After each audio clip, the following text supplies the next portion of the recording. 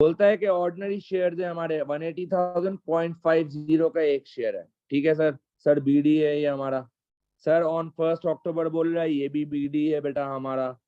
आपसे कह रहा है प्रॉफिट फॉर द ईयर था 9,000, 2,000 of this was transfer to general reserve. आपको याद होगा मैंने एंट्री सिखाई थी जनरल रिजर्व की बेटा। क्या एंट्री सिखाई थी सर जनरल रिजर्व की? सर जनरल रिजर्व में पैसा आता है रिटेन अर्निंग से जाता है, तो रिटेन अर्निंग डेबिट होगा, जनरल रिजर्व क्रेडिट होगा। एग्जाम में बिल्कुल ऐसे ही एंट्री बनानी है बेटा। उसके बाद सर आपसे कह रहा है इंटरिम डिविडेंड पे किया है 4,500 का, मैंने डिविडेंड की एंट्री भी सिखाई थी आपको। रिटेन अर्निंग्स डेबिट होता है, कैश क्रेडिट होता है 4,500 से बेटा। बस सर और कोई एंट्री नहीं है। आ जाए बना लेते हैं। मुफ्ते का 2 नंबर का सॉरी 5 नंबर मुफ्ते के थे बेटा।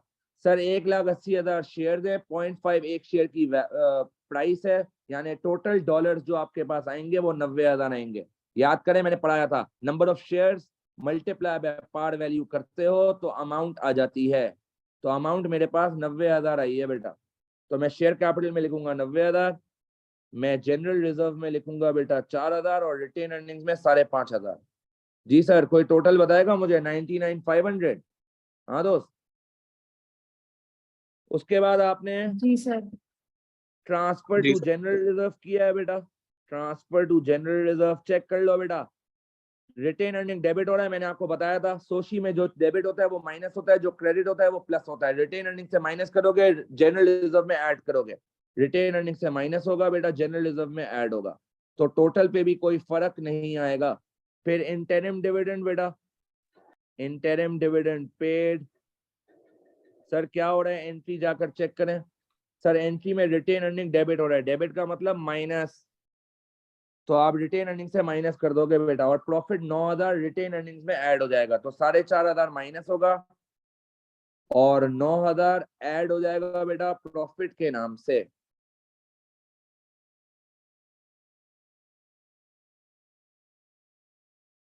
तो सर ये आया 90,000, सर ये आया 13,000। मुझे रिटेन अर्निंग और टोटल का कोई टोटल बताएगा बेटा?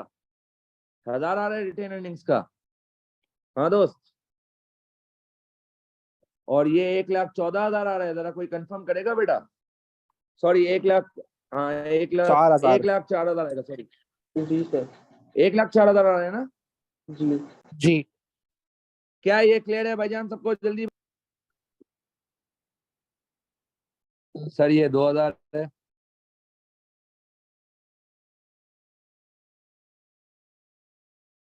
सर यहाँ 2,000 आएगा बेटा। और ये कितना आ रहा है बेटा आप बता दो जरा, कैलकुलेशन एरर हो गया था। ये भी 2,000 है बेटा। ये ये आ आ रहा है गया 6,000।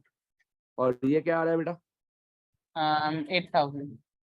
8,000। और टोटल कितना आ रहा है बेटा? 1,04,000। जी यही आ रहा है सर? क्या ये क्लियर है? जी चले भाई। करंट रेशो बेटा। सर रेशो मैंने आपसे कहा था फॉर्मूला लिखिएगा बेटा, current asset divide by current liability. और कह रहा है 2 डेसिमल प्लेस पे लगाना है, इसका मतलब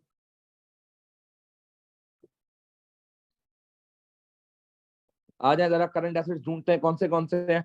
सर इन्वेंट्री है, सर रिसीवेबल्स है, और सर ये जो है वो लायबिलिटीज है। लिख लेते हैं बेटा इनके आगे।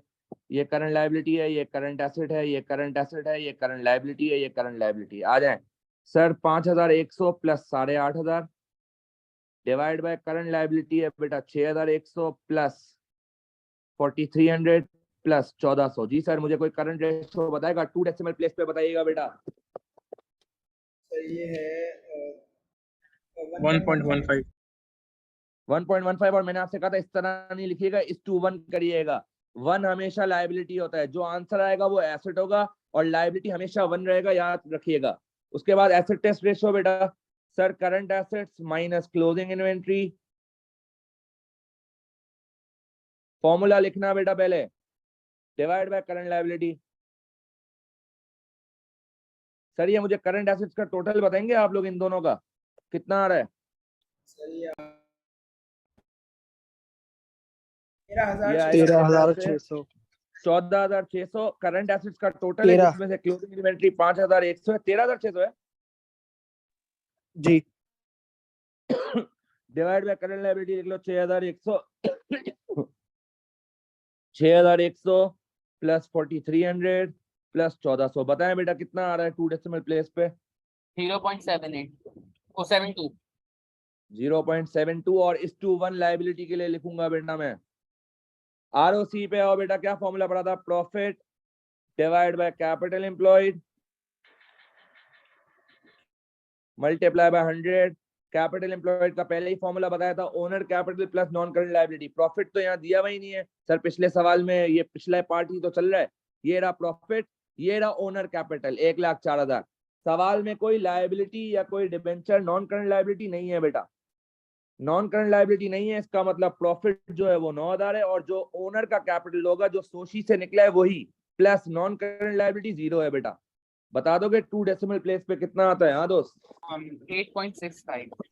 कितना? 8.65. परसेंट लिखना मत भूलिएगा सर। Percent, क्या ये percent क्लियर है है। सबको? जल्दी बताएं दोस्त। जी सर। जी sir. Yes, sir.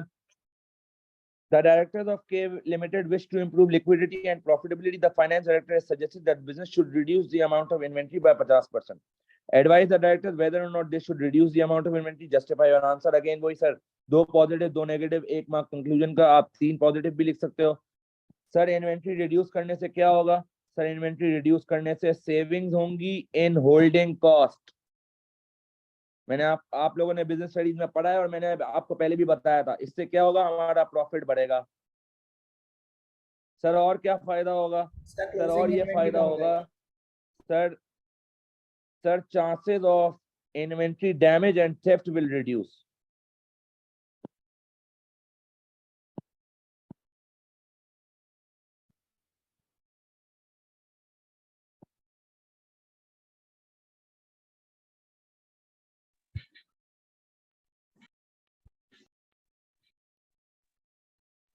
Sir 2 negative लिख लेते हैं। सर अगर आपने इन्वेंट्री कम किया और आपके पास स्टॉक आउट हो गया, बेटा पढ़ा है ना बिजनेस स्टडी में स्टॉक आउट, आपका customer will shift to competitor. जो आपका अपना कस्टमर था वही कंपेटिटर के पास चला गया, तो आपका तो लॉस हो गया बेटा, sales in demand.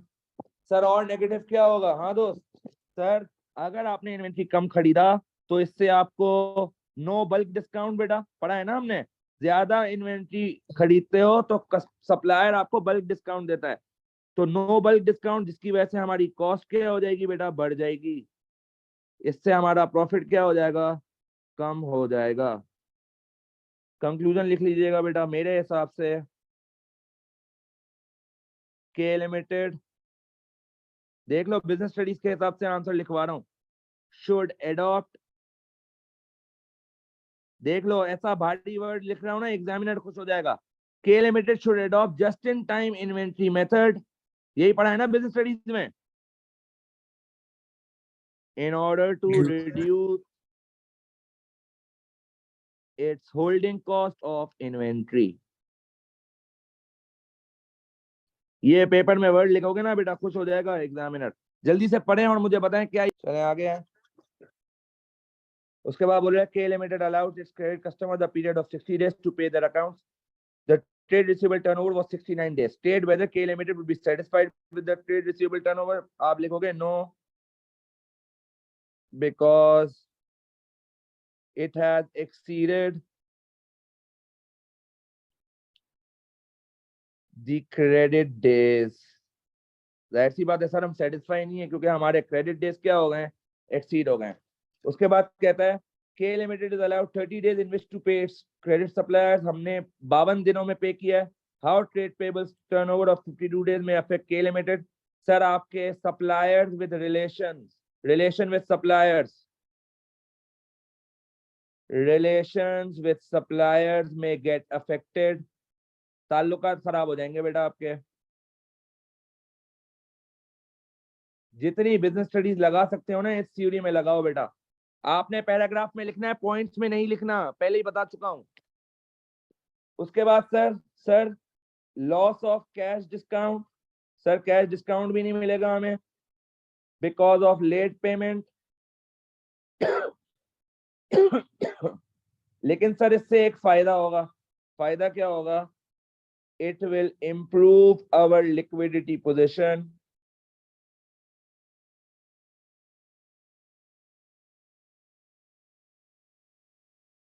Because outflows are delayed. आप लेट पेमेंट कर रहे हो तो पैसा बाहर जाना डिले हो गया है बेटा।